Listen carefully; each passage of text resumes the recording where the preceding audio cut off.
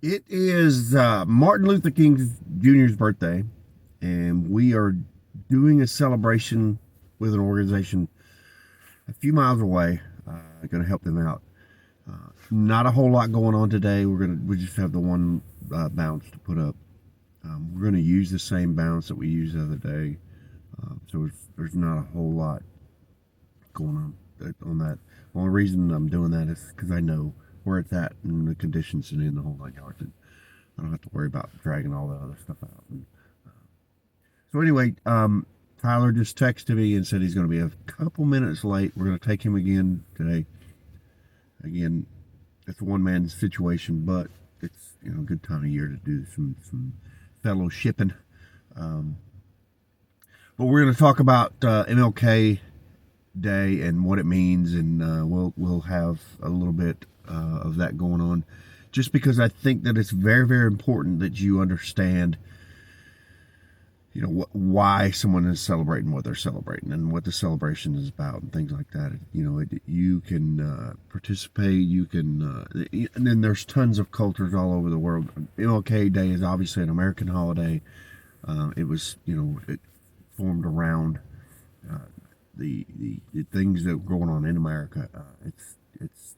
And although he's renowned across the world, he's literally an American icon. So we're going to kind of talk about that, and while we're on our drive down, it is a little ways down again, and I hate to do this, but we have to do these kind of things because this is the kind of stuff that we get in the off season. Is the far away stuff kind of draws us out, so we have to do the drive, but that's okay. We'll do some driving. And it gives us some time to do some talking and some thinking and planning and the whole 9 yards. So it's good all the way around.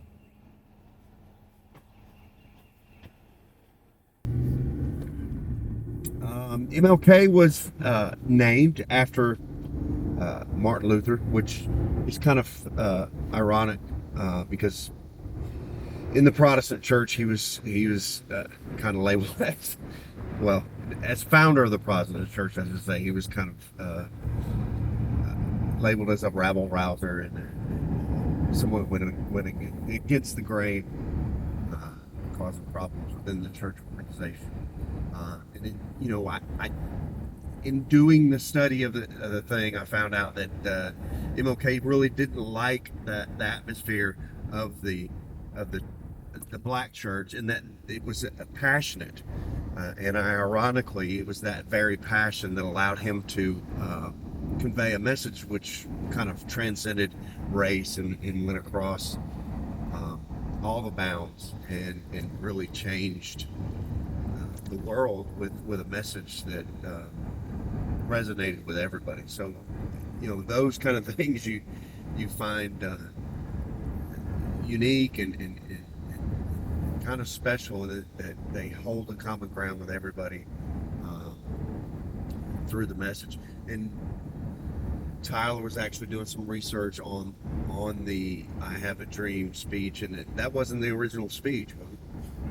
The original speech was actually called "Really See Never Again," and it was a super corporate sounding title.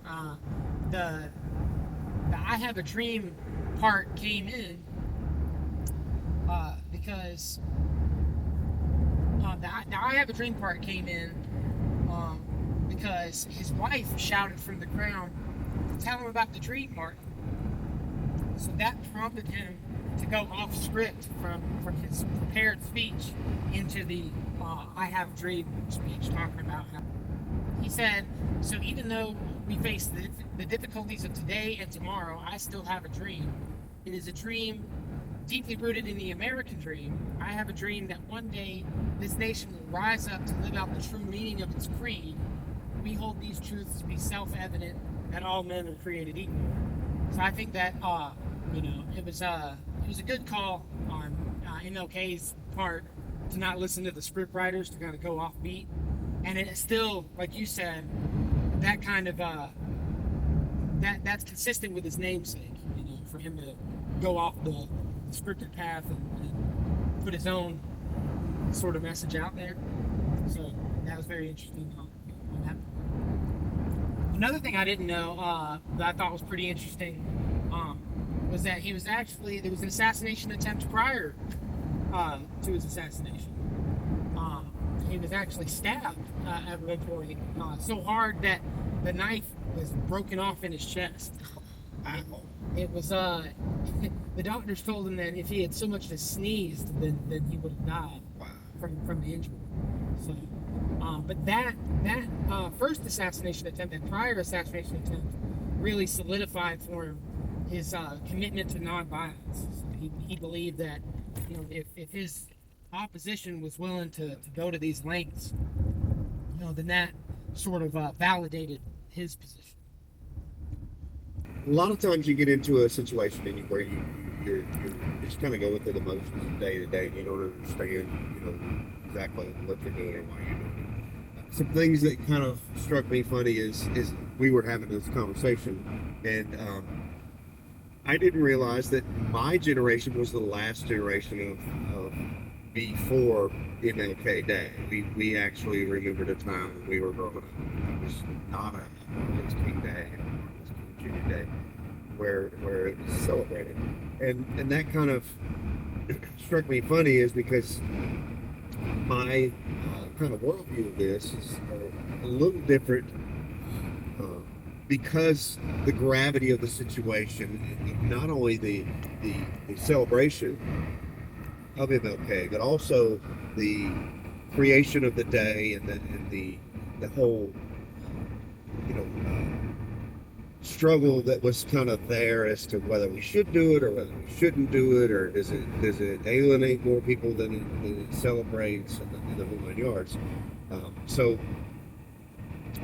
Tyler has a different kind of view because he was born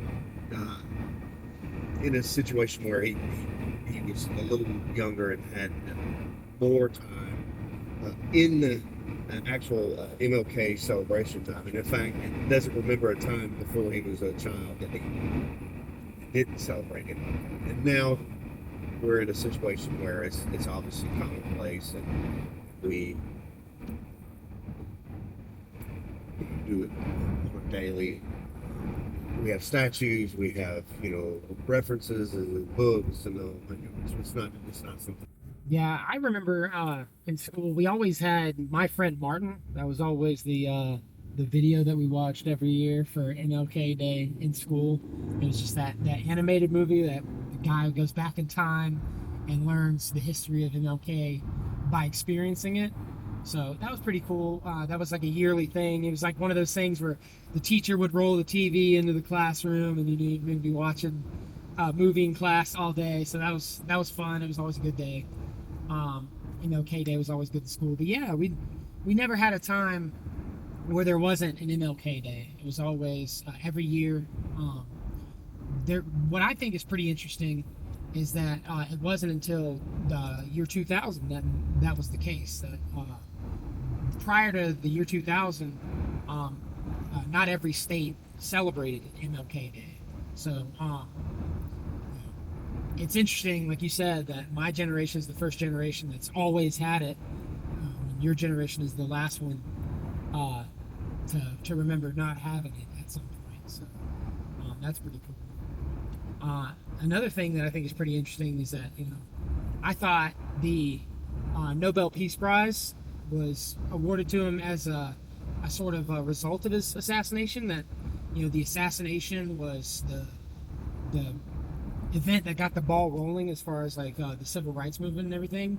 But in reality, the civil rights movement was in full swing by the time of his assassination. That he received the Nobel Peace Prize, I think it was like 4 years before he was assassinated, which is pretty cool. I never knew that, but it's very interesting that at the time of his assassination, he was a Nobel Prize recipient. So that just sort of adds a layer of severity to it.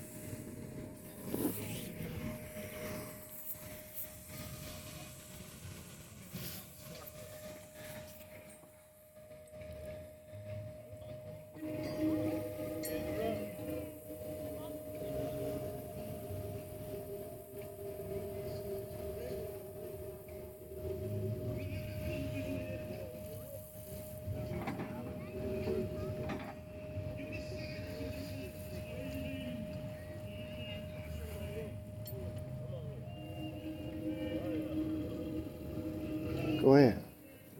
Go ahead. Nail it down.